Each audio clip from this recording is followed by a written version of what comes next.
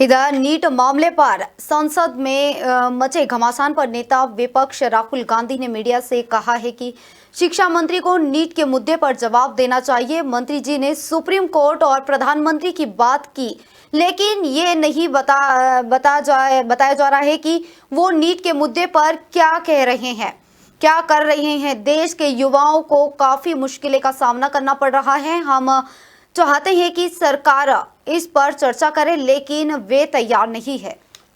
मंत्री जी को रिस्पांस देना चाहिए।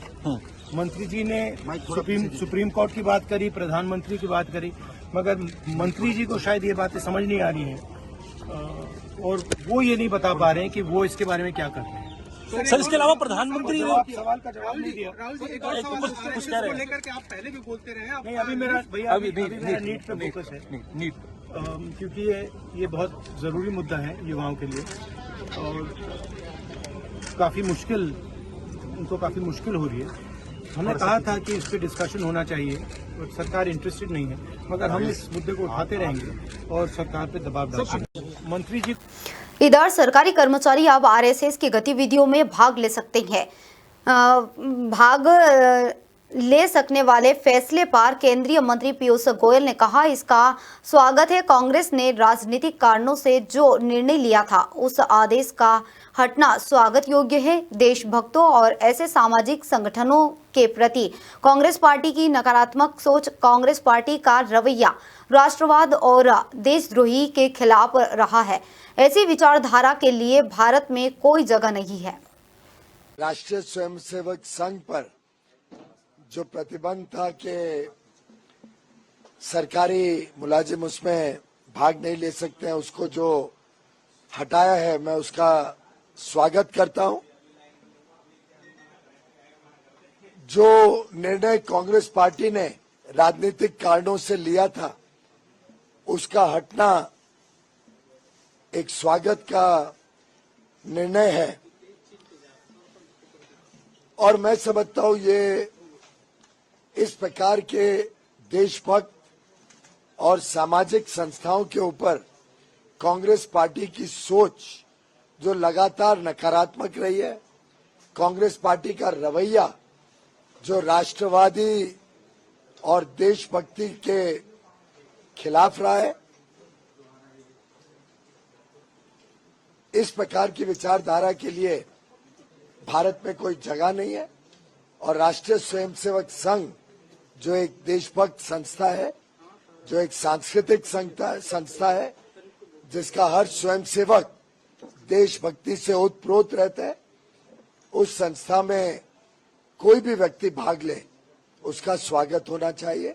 और मैं बधाई देना चाहूंगा माननीय प्रधानमंत्री नरेंद्र मोदी जी को, माननीय गृह मंत्री अमित शाह जी को, जो उन्होंने इस निर्णय को लेकर राष्ट्रीय स्वयंसेवक संघ में भाग लेने के लिए सभी को छूट दी है।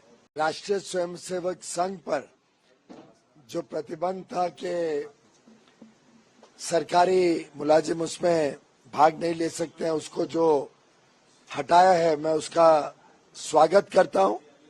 इधर हिमाचल प्रदेश में 3 नवनिर्वाचित विधायकों के शपथ लेने पर सीएम सुखविंदर सिंह सुक्खू ने कहा कि 27 फरवरी को जिस प्रकार का बीजेपी ने षड्यंत्र रचा और उसके बाद आम लोगों से संबंधित हमारा बजट प्रस्तुत होना था, खरीद फरोख्त की गई, उस राजनीति को जनता ने आईना दिखाया है। हिमाचल की जनता का कहना है कि जनता के वोट से चुनकर जो सरकार लोकतंत्र के पर्व में बनाई जाती है, उसे नोटों के दम से गिराने की जो कोशिश हुई, उसका मुंह तोड़ जवाब जनता ने दिया है। देखिए, 27 फरवरी को जिस प्रकार का भारतीय जनता पार्टी ने राजनीतिक षड्यंत्र रचा और उसके बाद आम लोगों से संबंधित हमारा बजट प्रस्तुत होना था और जिस प्रकार ये खरीदो फरोख्त हुई है, उस राजनीति को हिमाचल की जनता ने आईना दिखाया है। हिमाचल की जनता ने कहा कि लोकतंत्र और जनता के वोट से चुनकर जो सरकार लोकतंत्र के इस पर्व में बनाई जाती है, उस सरकार को नोटों के दम से जो गिराने की कोशिश की, उसका मुंह तोड़ जवाब जनता ने दिया। हम 40 विधायक 2022 में चुनकर आए। आज खुशी है कि हम फिर से 40 हो गए हैं, लेकिन 4 महीने जो भारतीय जनता पार्टी ने प्रदेश के विकास में और जिस प्रकार की राजनीतिक षड्यंत्र का परिचय दिया, वो हमने जनता के सामने रखा। अब अगले 3.5 साल हमारा भारतीय जनता पार्टी से ये अनुरोध रहेगा कि 3.5 साल हमारी सरकार जो आम जनता से जुड़े हुए कार्य कर रही है, उसमें आप हमारा सकारात्मक सहयोग दीजिए। और मैं दावे के साथ कह सकता हूं कि हम 2027 तक हिमाचल प्रदेश को आत्मनिर्भर बनाना चाहते हैं। 4 महीने आचार संहिता के कारण काम रुके हुए थे और 4 महीने आपदा भी रही। आपदा में भी हमारे को युद्ध स्तर पर हमारे मंत्रिमंडल के सदस्यों ने, हमारी सरकार ने, हमारे पार्टी ने, हमारे जो विधायक थे, आपदा में भी हमने युद्ध स्तर पर काम किया, जिसकी प्रशंसा वर्ल्ड बैंक ने भी की, नीति आयोग ने भी की और भारतीय जनता पार्टी के नेतृत्व में। अगली खबर की ओर बढ़ते हुए सुप्रीम कोर्ट ने कावड़ मार्ग पर स्थित भोजनालयों पर नेम प्लेट प्रदर्शित करने वाले उत्तर प्रदेश और उत्तराखंड सरकार के निर्देश पर रोक लगा दी है। सुप्रीम कोर्ट के फैसले पर बीजेपी राज्यसभा सांसद दिनेश शर्मा ने कहा कि सुप्रीम कोर्ट के निर्णय पर हमें कोई आपत्ति नहीं है, लेकिन यह एक सामान्य प्रक्रिया है कि लोगों को अपनी पहचान बताने में कोई आपत्ति नहीं होनी चाहिए। सुप्रीम कोर्ट ने निर्णय दिया है वो सर्वमान्य है। सरकार की पहली प्राथमिकता यही है कि कांवड़ यात्रा सकुशल संपन्न हो। नहीं, देखिए, माननीय सुप्रीम कोर्ट के जजमेंट पर तो कोई आपत्ति है नहीं। जो सुप्रीम कोर्ट आदेश दे वो सर्वमान्य है, सिर माथे पर है। लेकिन एक सामान्य प्रक्रिया है कि लोगों को अपनी पहचान प्रस्तुत करने में आपत्ति नहीं होनी चाहिए। हम किसी प्रकार का पर्दा नशीन होने के लिए जब हम जाते हैं स्कूलों में, तो हम कहते हैं कि हमको पहनना हमारी पहचान है।